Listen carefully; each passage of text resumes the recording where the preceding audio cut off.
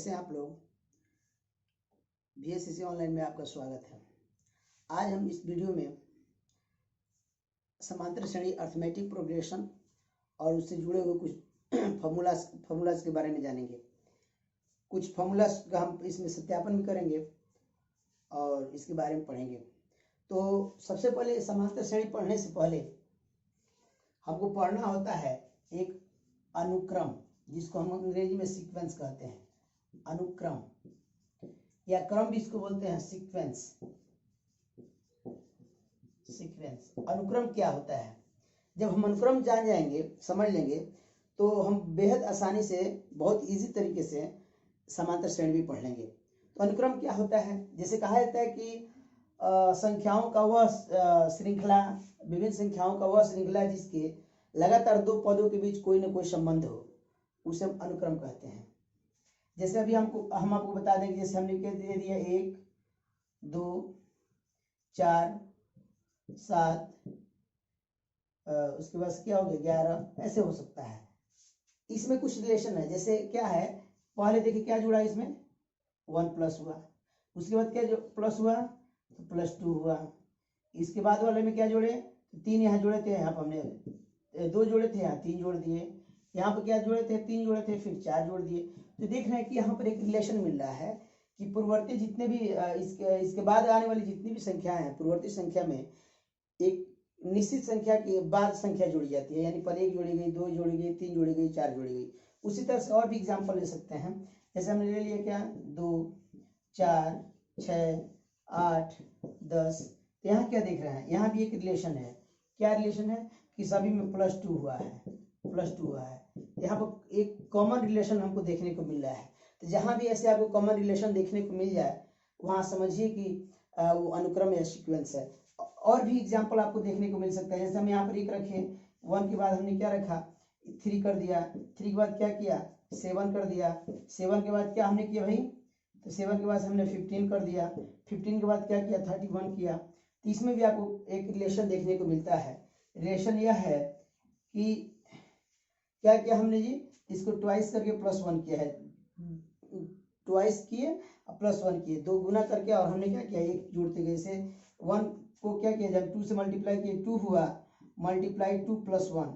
यहाँ देखिए 1 का मल्टीप्लाई किए 2 से, 2 + 1 3, 3 मल्टीप्लाई 2, इसका भी हमने क्या किया जी, ट्वाइस किया। और ट्वाइस करने के बाद क्या किया, इसमें ट्वाइस +1 यहाँ भी किया हमने। तो 3 2 6 + 1 7। अब 7 को ट्वाइस किया हम, 7 ट्वाइस क्या हुआ, 14 + 1 15, इसका भी ट्वाइस किया। तो देख रहे हैं कि और इस तरह से एक रिलेशन मिल रहा है, और कॉमन रिलेशन है कि ट्वाइस +2।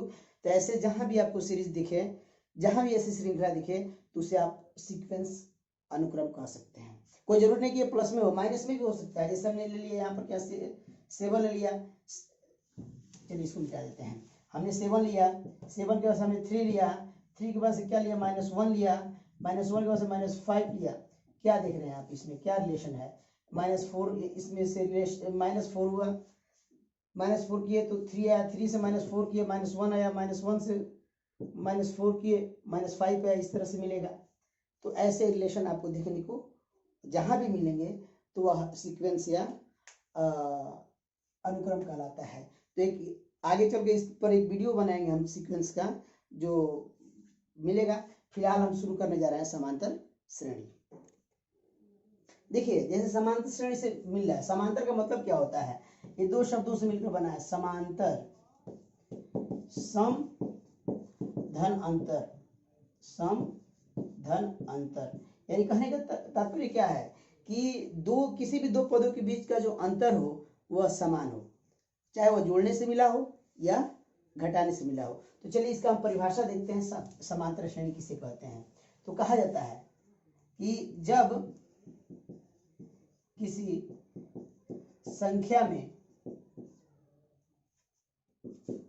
एक निश्चित संख्या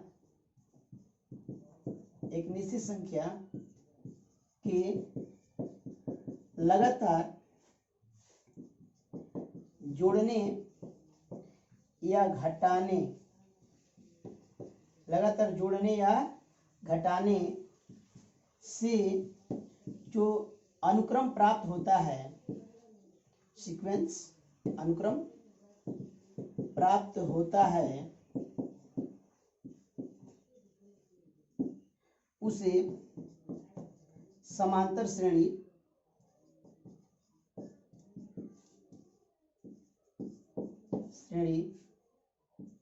कहते हैं। अब एपी समांतर श्रेणी कहते हैं किसे हैं? जैसे हमने क्या ले लिया, हमने एक निश्चित संख्या लिया 5 पे क्या जोड़ा हमने 4 जोड़ा, क्या मिला हमको 5 में प्लस 4 किया, क्या मिला हमको जी, तो ये मिला 9। अब 9 में प्लस 4 किया, क्या मिला हमको जी, तो ये मिला हमको 13 में प्लस 4 किया, क्या मिला हमको जी, क्या मिला, ये मिला हमको 17 में प्लस 4 किया, क्या मिला हमको, ये मिला 21। इस तरह से आते रहते हैं। तो देखिए माइनस करने से भी होता है। जैसे देखिए हमने ले लिया कितना 20 ले लिया, 20 से क्या किया हमने -3 इसमें से कॉमन किया, माइनस किया। जब 3 को माइनस किया तो क्या मिला 17, इसमें से भी 3 फिर से माइनस किया, क्या मिला 14, फिर इसमें से 3 माइनस किया, क्या मिला 11, फिर 3 माइनस किया, क्या मिला हमको जी, ये मिला 8। इस तरह से आया। तो देखिए इसमें क्या होता है समांतर श्रेणी में, जो समांतर श्रेणी में इसमें जो कॉमन रिलेशन होता है वो हमेशा बराबर होता है। यहाँ कॉमन रिलेशन क्या है, +4 का है। या दूसरे सीरीज में क्या देख रहे हैं, दूसरे सीरीज में जो है एपी है, इसमें कॉमन रिलेशन है वह -3 है। तो इस प्रकार हम आपको एक बात बता दे रहे हैं। अब यहीं से हम डेफिनेशन जान लेते हैं कि इसमें कैसे होता है। देखिए यहाँ पर तो हम आपको बता रहे, जैसे मान लीजिए कि हमने एक ले लिया, एक में हमने क्या जोड़ा 2 जोड़ा 3 में 2 किया, प्लस क्या मिला हमको 5 में 2 हमने क्या प्लस किया 7 मिला, 7 में प्लस 2 किया 9 मिला, 9 में प्लस 2 किया 11। अब यही से समझते हैं, इसमें एक होता है प्रथम पद। क्या होता है भाई, प्रथम पद होता है जिसको फर्स्ट टर्म कहते हैं, और सीरीज का जो पहला ही होता है उसे हम प्रथम पद या फर्स्ट टर्म कहते हैं, और वह उसको हम दर्शाते हैं ए से। तो यहाँ प्रथम पद क्या हुआ हमारा, ये हुआ। इसके बाद एक आता है सर्वांतर, कॉमन डिफरेंस, ये जानना जरूरी है। सर्वांतर इसको क्या बोलते हैं हम अंग्रेजी में, कॉमन डिफरेंस। कॉमन डिफरेंस ये क्या होता है जान लीजिए। कॉमन डिफरेंस क्या होता है ये जानना जरूरी है। तो देखिए ये 2 पद लीजिए, यहाँ इन दोनों के एक साथ लीजिए, और इन दोनों के एक साथ लीजिए, और इन दोनों के एक साथ लीजिए। तो कॉमन डिफरेंस किसे कहते हैं, तो कहा जाता है कि किसी भी समांतर श्रेणी में जो 2 पद, कोई भी पद 2 पद चयन कर लीजिए, और उसमें से दूसरा में से जब पहला घटाइएगा तो जो प्राप्त होता है उसे हम क्या कहते हैं, सर्वांतर कहते हैं। यहाँ 5 में से 3 घटाइए, क्या मिला हमको 2। यहाँ 7 में से 5 घटाइए, सब्ट्रैक्ट कीजिए, क्या मिला 2। 9 में से 7 को इसमें से माइनस कीजिए, क्या मिला 2। 11 में से 9 कीजिए 2। यहाँ कॉमन डिफरेंस जो है ये हमारा हर हाल में 2 रहता है, 2 है यहाँ पर, 2 है, इसलिए यहाँ पर हमारा कॉमन डिफरेंस d = 2। इसको हम स्मॉल d से दर्शाते हैं।